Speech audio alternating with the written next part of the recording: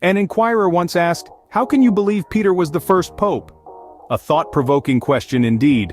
This question is significant as it touches the very foundation of the Catholic Church and its history. It's not just about belief, but about understanding the roots of our faith, the origins of the papacy, and the role of leadership within the Church. So, how do we respond to this query? To find the answer, we need to delve into the Holy Scriptures. The answer begins in the Gospel of Matthew chapter 16 verse 18. Jesus, with divine authority, announces, "And so I say to you, you are Peter, and upon this rock I will build my church." Let's delve into the profound significance of these words. The name Peter comes from the Greek word Petros, meaning rock.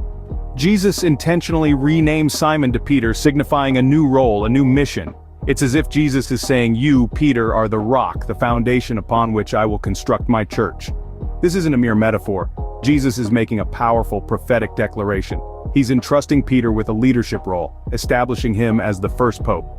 This has profound implications for the papacy that extends far beyond Peter, reaching to the popes of today. It's a divine mandate, a responsibility to shepherd the church, to preserve its unity, and guide its mission.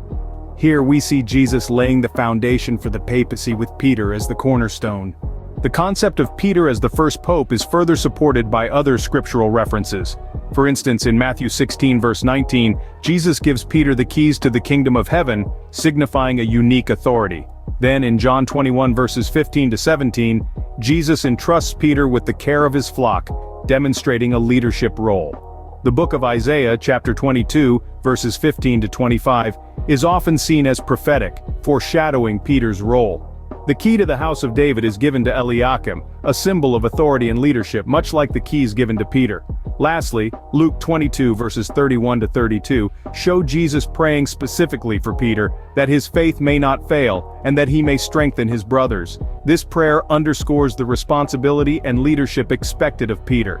These verses not only support the idea of Peter as the first pope, but also illustrate the necessity of a unified leadership within the church. So why is it important to believe that Peter was the first pope? Well, we've seen how Jesus himself named Peter as the rock upon which his church would be built. This, along with other scriptural references, highlights the critical role of leadership in preserving unity within the church. Recognizing Peter as the first pope is about acknowledging this divinely intended structure.